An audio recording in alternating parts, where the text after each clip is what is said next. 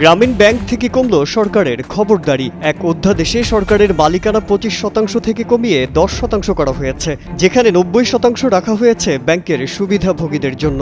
উপদেষ্টা পরিষদের সভায় গ্রামীণ ব্যাংক সংশোধন অধ্যাদেশ নীতিগত অনুমোদন দেয়া হয়।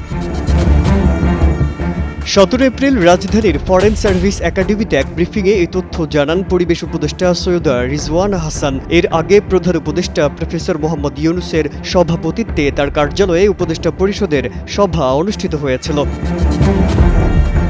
পরিবেশ উপদেষ্টা জানান, এখানে গ্রামীণ ব্যাংক আগে যখন কাজ করত একটা মূল্যবোধ নিয়ে কাজ করত।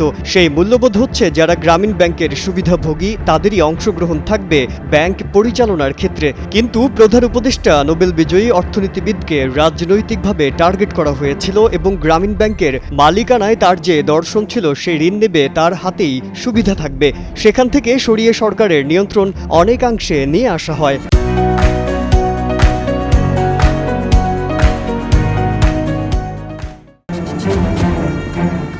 বলেন, যে অধ্যাদেশ সংশোধন করা হলো তার মাধ্যমে আগে গ্রামীণ ব্যাংক ভূমিহীনদের জন্য কাজ করত, এখন বিত্তহীনদের একটা সংজ্ঞা সংযোজন করা হয়েছে।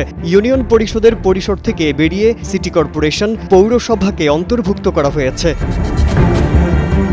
পরিবেশ উপদেষ্টা আরও বলেন, অধ্যাদেশে বোর্ডের ক্ষেত্রে বলা হয়েছে যারা এই ব্যাংকের সুবিধাভোগী তাদের মধ্য থেকে 9 জন নির্বাচিত হয়ে আসবেন। এই 9 জনের মধ্য থেকে আবার 3 জন মনোনীত হবেন এবং তাদের মধ্য থেকে একজন চেয়ারম্যান নিযুক্ত হবেন।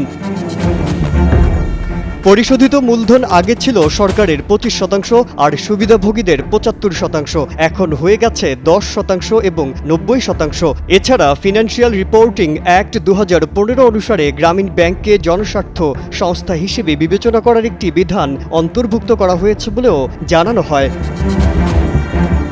মাজহারুল আলম, কালের কণ্ঠ।